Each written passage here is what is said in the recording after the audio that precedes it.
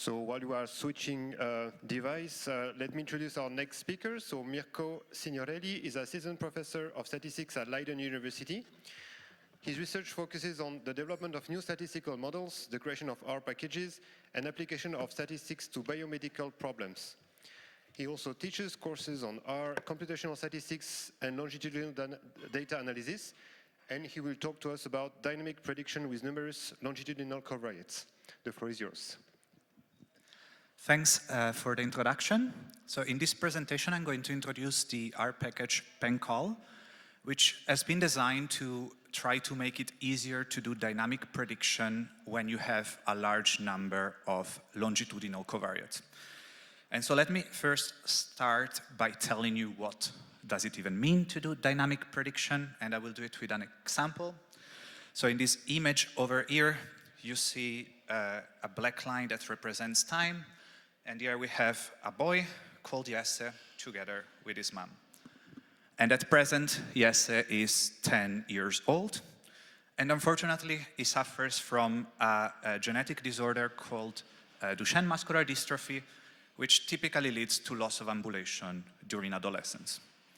Now, because of this, Jesse's mom asks the doctors a question, which is, what is the probability that in 3 years' time, my son will end up on a wheelchair? And what we can do to try and answer this question is look back at the past medical history of Jesse.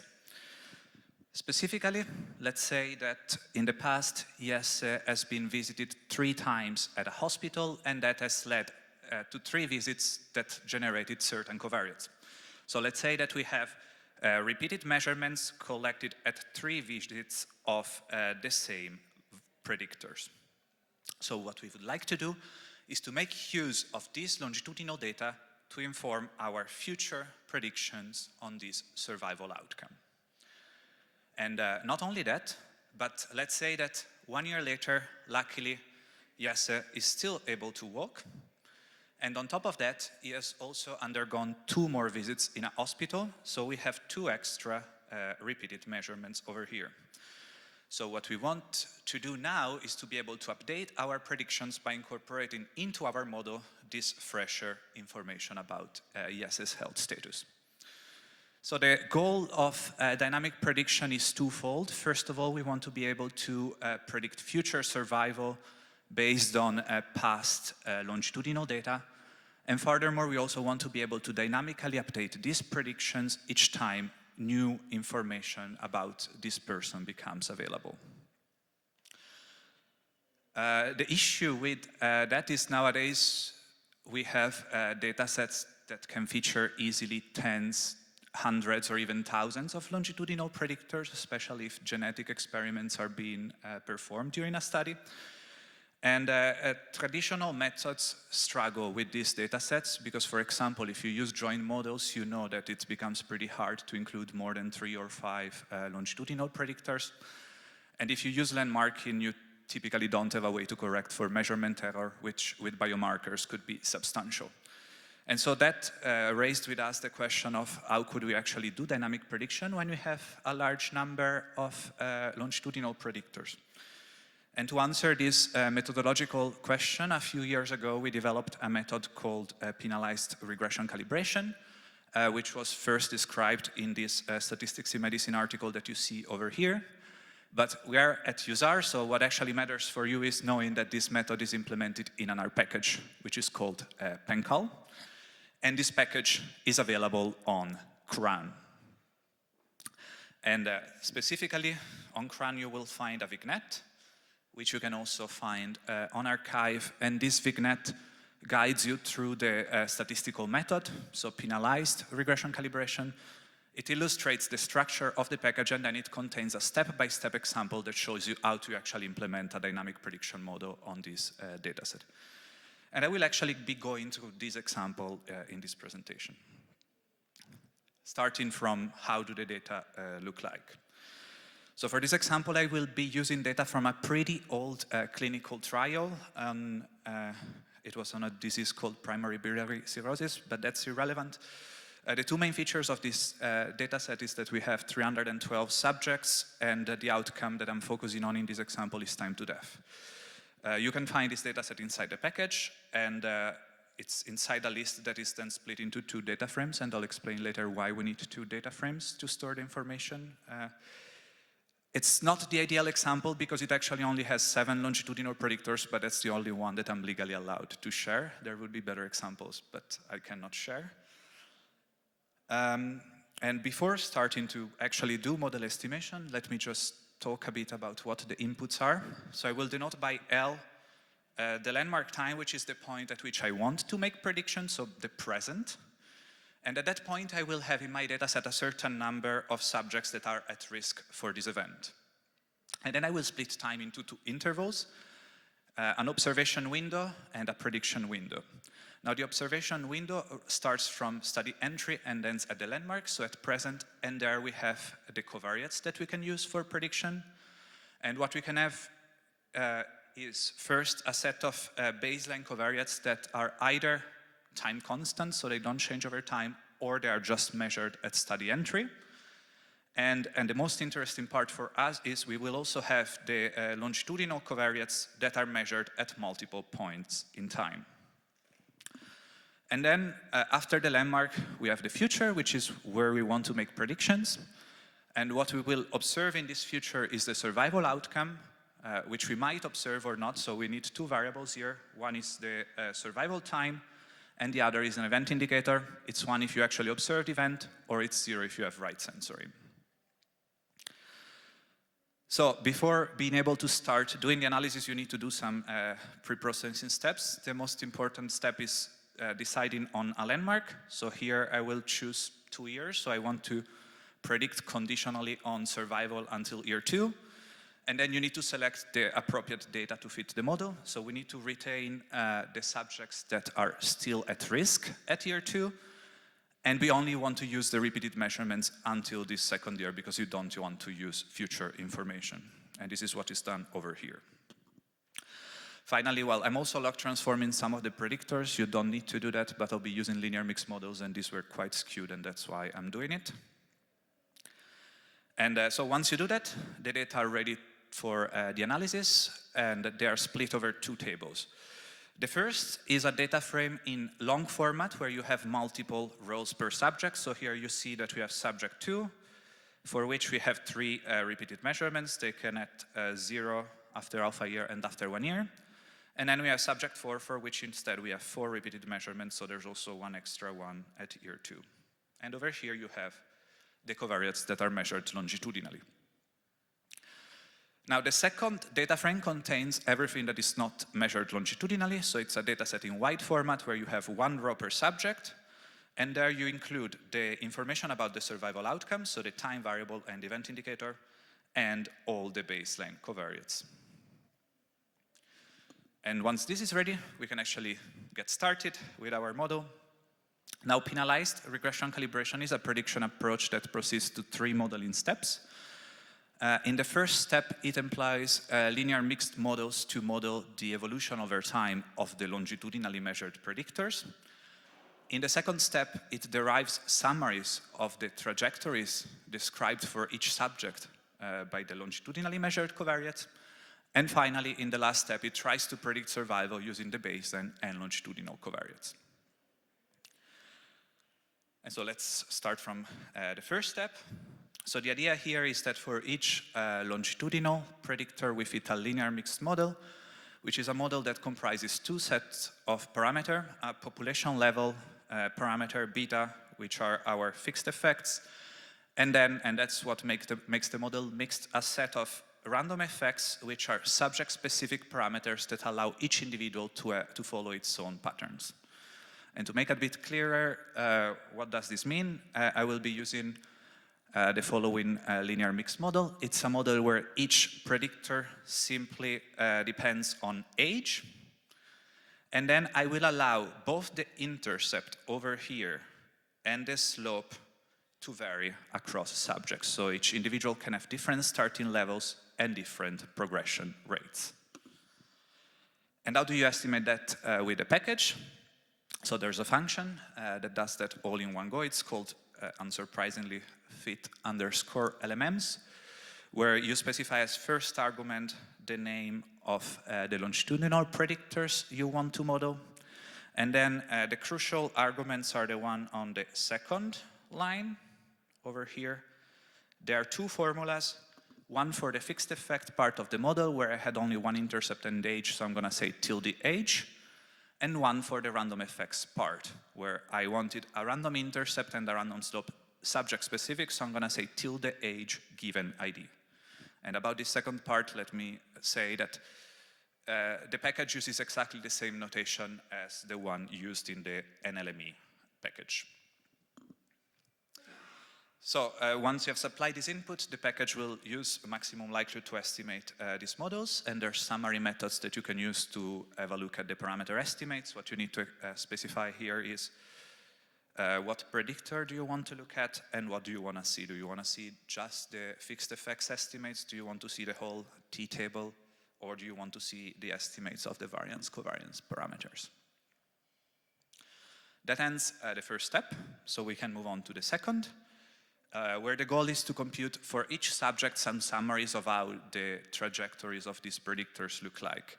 And because we are using a linear mixed model, the most natural summary here are the random effects, which we can estimate or technically predict analytically in the case of this model, and this is the formula, but you actually don't need to know that because the package does that automatically. So this step is particularly simple. You just supply as input the output of the previous step, and you call a function called summarize_LMMs, and that will directly compute the predicted random effects. And once again, there are summary methods to look into that, but essentially the output of this second step is a matrix where on the row we have the subjects, and on the columns, all the predicted random effects. So because I had 7 predictors and I used 2 random effects for each of them, I will have 14, so 2 times 7 columns. And this ends the work on trying to summarize the longitudinal predictors. So now we're ready to actually model the survival outcome. And the way we do that is by specifying a Cox model, where the hazard or the instantaneous failure rate of experiencing the event depends on a baseline hazard function and on the exponential of a linear predictor. And here is the crucial part where we decide how the longitudinal variables come in. So in this linear predictor, we included the baseline covariates here and the predicted random effects that came from the previous step. And to estimate this model, we employ a penalized maximum likelihood for 2 reasons. The first is general, to minimize the risk of overfitting the data.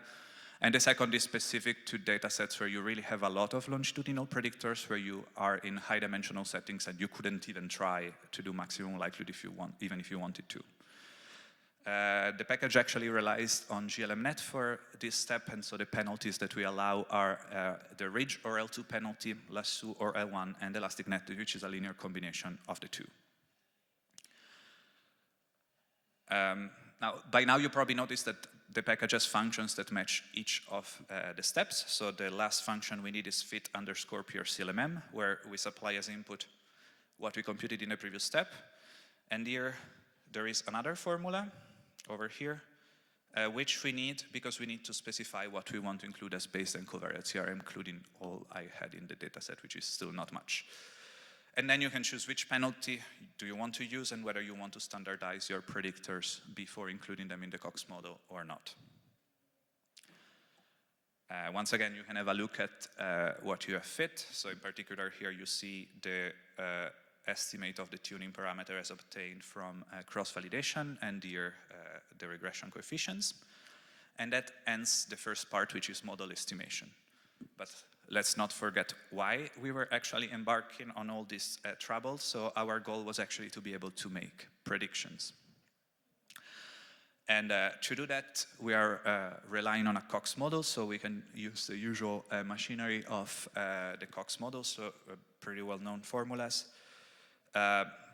Also this as a function in the package, again, name not super original, surfpred_PRCLMM, What do you need to supply here as inputs? The outputs of each of the modeling steps.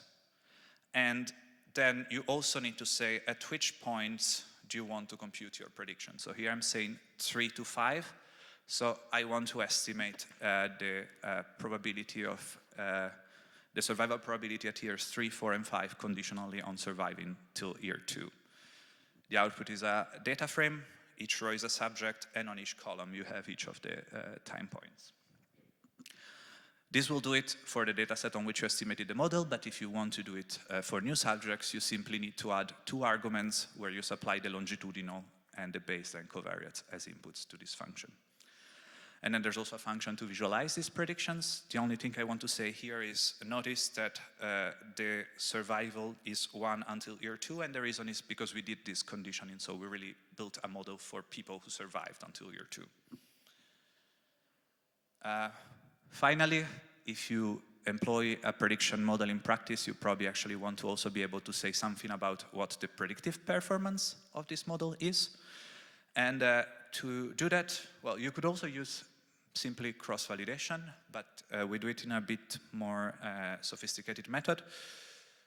So what we do is we use a cluster bootstrap optimism correction procedure where the cluster comes from the fact that when you resample, you actually need to sample all the longitudinal measurements for a subject.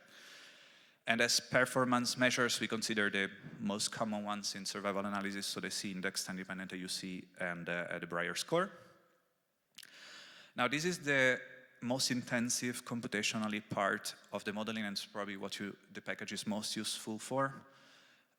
So we essentially need to retrain the model on a certain number of bootstrap samples. To do that, you just need to change one thing in all the code I've shown so far. In the first step, you need to add the nboots argument and say how many bootstrap samples do you want to employ.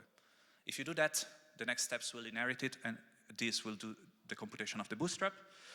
You can imagine that this is repetitive and it might be slow, so it's pretty obvious that you could parallelize it, and the package allows you to do it automatically by adding inside each function the number of cores that you want to use for parallelization. So you also don't need to know how to parallelize yourself to make your life easier.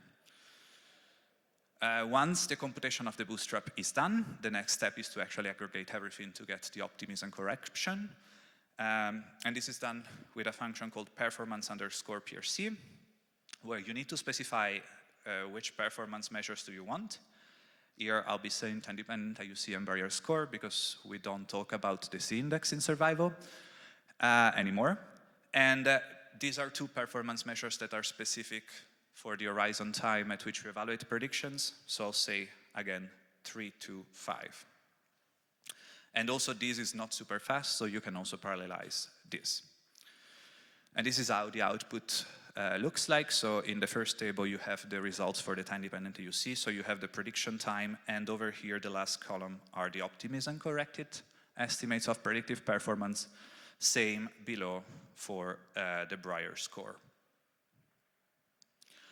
So to conclude, I hope I convinced you that pencal helps in making it easier to estimate and implement dynamic prediction models when you have a large number of longitudinal predictors, and it does so by automating all the crucial modeling steps, which are model estimation, prediction, and evaluation of predictive performance. And also, it's also optimized to deal with larger datasets than the one I used in this example because it actually allows to parallelize all computations quite easily. And I will conclude by saying that there's more about this package, but I will not cover it here. You can find more details in this vignette, which is on archive and should also soon appear in the R journal. And I thank you for your attention.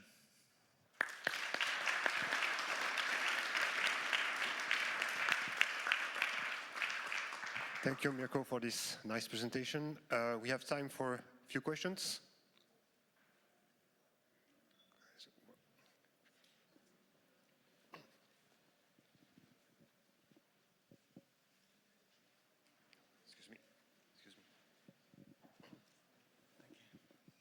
Thank you. It was a very nice talk. So can you customize the linear mixed effect model step, for example, using REML estimation instead of full maximum likelihood estimation or something like that? So internally, the package relies on NLME. It's been a choice. I could have used LME4 instead. So essentially, you can do in there all that you can do in LME and nothing else. So all the random effect structures that are supported by LME and LME, for example, are also supported automatically because we actually build on that. Another question?